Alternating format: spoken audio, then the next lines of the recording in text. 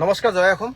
লাইভটো আজি বহুত দিনৰ মূৰত এটা লাইভত আহিছোঁ আৰু এই সময়ত লাইভত অহাটো প্ৰয়োজন আছে। গতিকে লাইভটো যদি চলি আছে, কোনোবা যদি দেখা পাইছে, হয় এটা মানে ৰিয়েক্ট কৰি দিয়ক, নহ'লে লাইভটোত এটা কমেণ্ট কৰি দিয়ক। তেতিয়া then I can start my live video'. এবাৰ মোক কমেণ্ট কৰি দিব। চলিছিলে নাইছিলে মই ধৰিব পৰা নাই। কোনোবা জানে এটা ৰিয়েক্ট কৰি দিলে হ'ব, তেতিয়া গম পাম যে লাইভটো চলি আছে।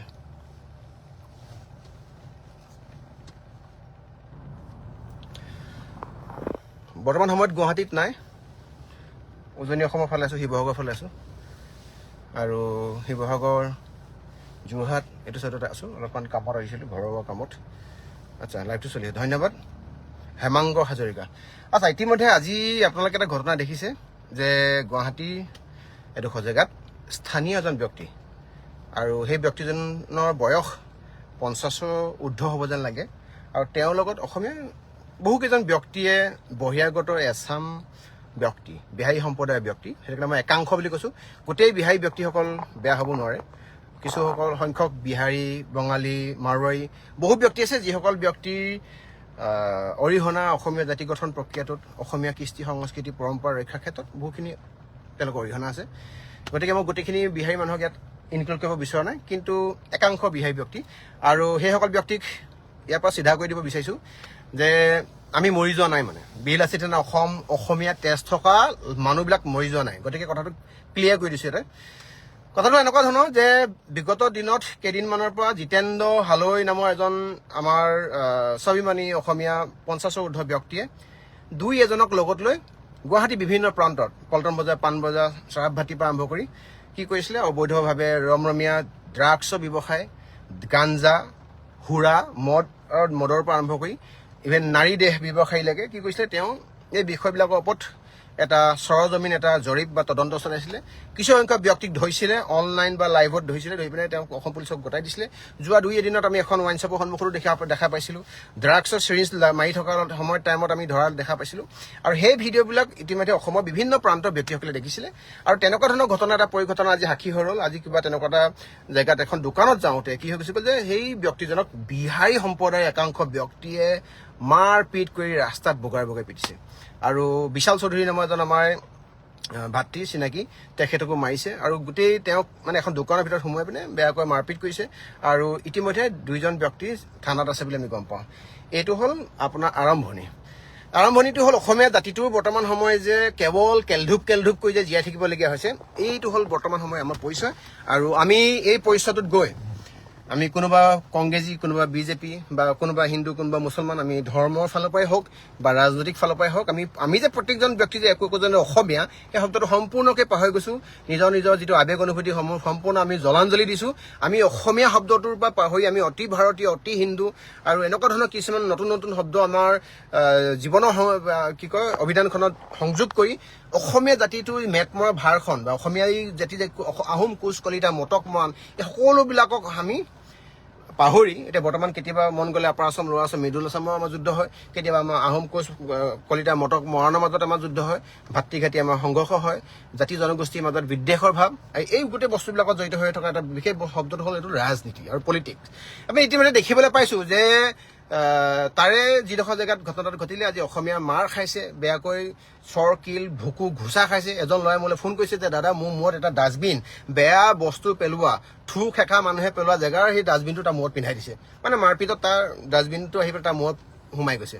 আৰু এই সময়ত য'ত অসমীয়া জাতিটোৰ বিগত দিনৰ ঐতিহ্য আৰু ইতিহাস বৈশিষ্ট্য থকা, নিজৰ পৰিচয় থকা 600 বছৰতকৈ বেছি ৰাজত্ব কৰা আমাৰ, আৰু ধৰিছোঁ অসমীয়াই 16 বা 17 বাৰকৈ মোগল খেদা এটা জাতিৰ বৰ্তমান সময়ত এতিয়া এইটো এটা ডেফিনেশ্যন যে আমি বহিৰাগত এছাম ব্যক্তি, যিসকল ব্যক্তিয়ে সিদিনা অসমীয়া ক'বলৈ শিকিছে, যিসকল ব্যক্তিয়ে সিদিনা গামোচাখন ডিঙিত লৈছে, সেইসকল ব্যক্তিয়ে বৰ্তমান সময়ত আমাৰ ধৰ্মৰ এটা সাংঘাতিক ধৰণৰ এটা প্ৰচাৰ যে আমি হিন্দু, আমি ভাৰতীয়।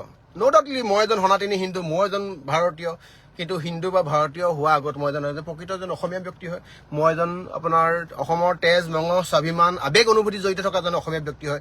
গতিকে ইয়াত ধৰ্ম শব্দটো লগাই পেলাই আজি দেখিবলৈ পাইছোঁ যে জয় শ্ৰীৰাম চিঞৰিছে, তাৰ ভাৰত মাতা কি জয় চিঞৰিছে। ভাৰত মাতা কি জয় আমিও চিঞৰিব পাৰোঁ, ভাৰত মাতা জয় শ্ৰীৰাম আমিও ক'ব পাৰোঁ, জয় আশা আমিও ক'ব পাৰোঁ। কিন্তু ভাৰত মাতা কি জয় শ্ৰীৰাম এই শব্দবিলাকৰ যোগেদি আমি নিবিচাৰোঁ যে অসমীয়া আৱেগটো মূল সুঁতি অসমীয়া আৱেগটোক কোনোবাই ইয়াত নচ্ছাত কৰি দিব, কোনোবাই শেষ কৰি দিব।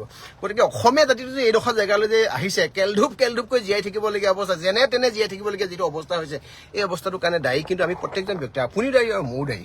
এটা কাৰণে দায়ী যে আমি এতিয়া অসমীয়া আমাৰ প্ৰত্যেকজন ব্যক্তিৰ মাজত থকা ককাই ভাই বাই ভনীৰ মাজত থকা সমন্বয় সম্প্ৰীতি সম্পূৰ্ণ শেষ হৈছে।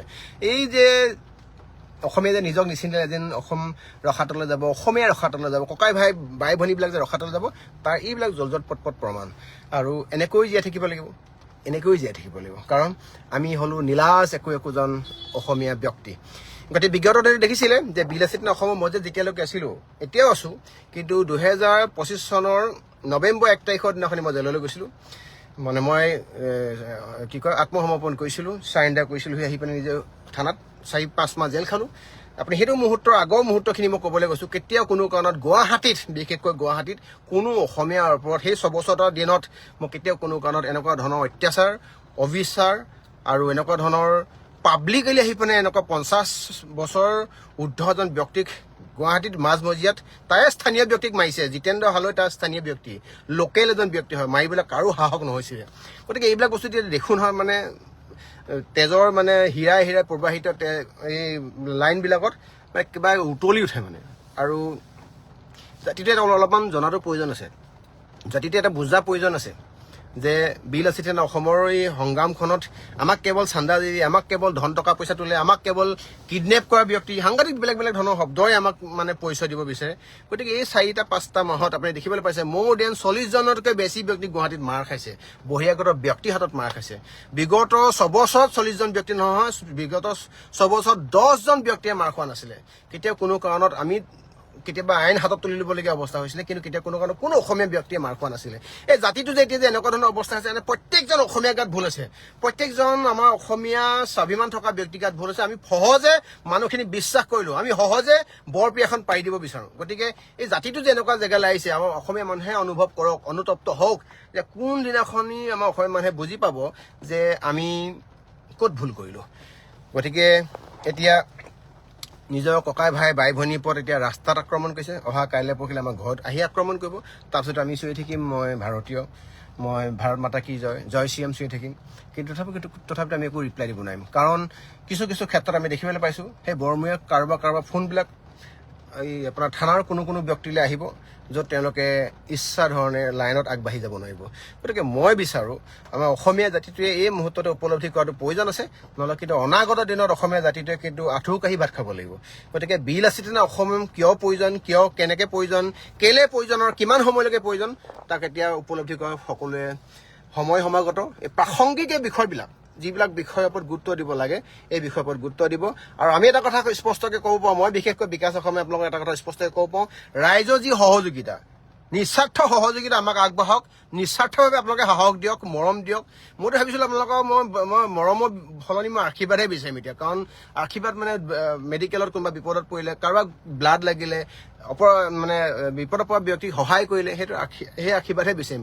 মই ভাবিছিলোঁ যে আকৌ মৰম বিচাৰি ঘূৰি নুফুৰিম, কিন্তু এতিয়া দেখিছোঁ যে এই এনেকৈ ধৰণে অলপমান আমি যদি পিছ হুহুকি দিওঁ, কিন্তু কিছুমান এচাম ব্যক্তিয়ে গিনিপিক টাইপত আমাক এক্সপেৰিমেণ্টেল অবজেক্ট হিচাপে ব্যৱহাৰ কৰিব বিচাৰে, টুকুৰিয়ে চাই যে জাতিটো শুই আছে নে সাৰ পাই আছে নে কি কৰি আছে।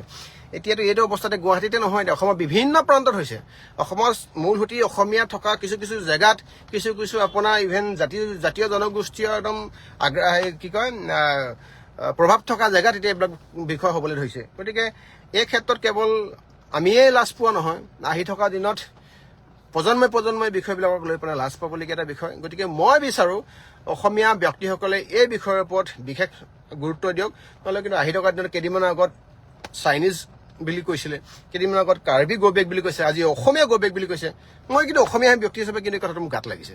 মই যদি আজি মই যদি IAS হ'লোহেঁতেন বা IPS হ'লোহেঁতেন, মই যদি বিধায়ক বা মই যদি মন্ত্ৰী হ'লোহেঁতেন মই আজি এই কথাটো মোৰ গাত লাগিবই মানে কাৰণ অসমীয়া নিজৰ জেগাতে আহি পিনে কোনোবা বহিৰাগত ব্যক্তি আহি পিনে ইয়াত দপদপাব আমাৰ ককাই ভাই বাই ভনীক আমাৰ সন্মুখৰ ৰাস্তাত দৌৰাই পিটিব ল'ৰাই দৌৰিবলগীয়া হৈছে পলাবলগীয়া আছে এই বিষয়বিলাক কেতিয়াও কোনো কাৰণত গ্ৰহণযোগ্য নহয় আৰু ইতিমধ্যে গম পায় বিগত দিনত দেখিবলৈ পাইছোঁ যে কেৱল টনা আজৰ কৰি থাকিব বিচাৰে এই টনা আজৰ কৰি থাকিব বিচৰা অভ্যাসটো এৰক জাতি গঠন প্ৰক্ৰিয়াটো প্ৰত্যেকজন ব্যক্তিৰ ইয়াত প্ৰয়োজন আছে আহোম কোচ কলিতা মটক মৰাণ গোসাঁই মহন্ত গোস্বামী প্ৰত্যেকজন ব্যক্তিয়ে হিন্দু মুছলমান প্ৰত্যেকজন ব্যক্তিয়ে জাতি গঠন প্ৰক্ৰিয়াটোত আপোনাৰ প্ৰয়োজন আছে গতিকে আপোনালোকে যদি মূৰ তুলি যদি জীয়াই থাকিব বিচাৰে প্ৰথমতে নিজক চিনক তাৰপাছতহে বাকীবিলাক কথা আহিব গতিকে আশা কৰিম যে অসমীয়া স্বাভিমানী অসমীয়া কথাখিনি ইতিবাচক দিশে ল'ব আমাৰ কোনো ইয়াত মানে ব্যক্তিৰ ওচৰত আমাৰ হেৰি নাই কি কয় অশুভ প্ৰতিযোগিতা নাই আৰু সকলোবিলাক মানুহ ইয়াত থাকিব পাৰে সকলোবিলাক মানুহে ইয়াত